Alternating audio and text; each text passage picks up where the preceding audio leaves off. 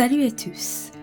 Toujours dans le thème « Tout Jésus est capable », nous découvrons le plus grand ennemi de l'humanité, à savoir les ténèbres, mais aussi le plus grand trésor de l'humanité, la lumière. Et la dernière fois, nous avons appris que pour officiellement emporter la lutte acharnée entre les forces des ténèbres et les forces de la lumière a décidé de donner aux ténèbres une heure de puissance. Aujourd'hui, nous irons à ce moment particulier prédéterminé pour voir jusqu'où les ténèbres étaient prêtes à aller pour maintenir la création de Dieu dans l'ombre de la mort, mais aussi jusqu'où la lumière était prête à aller pour acheter sa création et établir pour toujours sa souveraineté sur toutes choses. Alors, allons-y. Pour la lecture d'aujourd'hui, lisons dans le livre des Psaumes, le chapitre 22, du 13e au 17e verset, qui dit « De nombreux taureaux sont autour de moi, des taureaux de Basan m'environnent. Ils ouvrent contre moi leur gueule, semblable au lion qui déchire et rugit. Je suis comme de l'eau qui s'écoule et tous mes os se séparent. Mon cœur est comme de la cire, il se fond dans mes entrailles. Ma force se dessèche comme l'argile et ma langue s'attache à mon palais. Tu me réduis à la poussière de la mort. Car des chiens m'environnent, une bande de scélérats rôde autour de moi.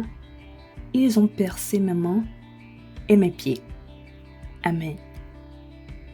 Ces paroles prophétiques ont été écrites sous la direction du Saint-Esprit par le roi David concernant l'heure et la puissance des ténèbres.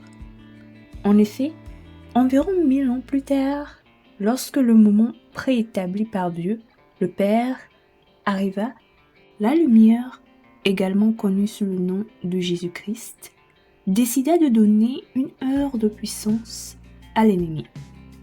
Non parce qu'il était impuissant, mais parce qu'il avait une mission à accomplir. Et si on considère les versets du psaume, on peut constater que les forces des ténèbres n'ont pas perdu de temps à montrer de quoi elles étaient capables, avec pour but principal de monter contre le Créateur sa propre création. Car bien que spirituellement les taureaux, les lions, les chiens et la bande de scélérats qui prenaient plaisir à se moquer, à frapper et à injurier la lumière sont Satan et sa coalition de ténèbres. Physiquement, leur acte de mépris était perpétré par des humains. Oui, ceux-là même que la lumière est venue pour sauver. Mais bien que la lumière avait le droit de montrer un certain niveau de déception et de mécontentement envers les hommes, il a choisi de s'humilier à leurs pieds. Car le 15e verset souligne qu'il ne leur a pas résisté, bien qu'il en avait le pouvoir, et le 16e verset démontre qu'il est resté calme et posé malgré l'humiliation à laquelle il a été confronté.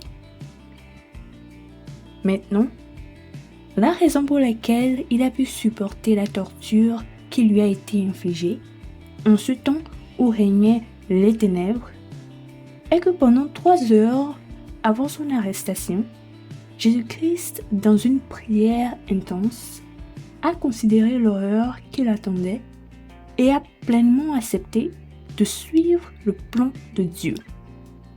C'est pourquoi, en communion avec la volonté de Dieu le Père, il était prêt à être crucifié.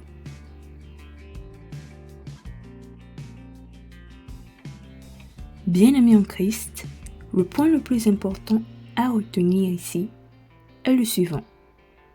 Pour être véritablement un vainqueur, il faut être prêt à surmonter un moment particulier de sa vie. L'heure et la puissance des ténèbres. Cependant, pour y parvenir, il faut être prêt à se comporter et à agir comme Jésus-Christ, qui, bien que tout-puissant, a décidé de devenir impuissant pour que sa création puisse retrouver la vie.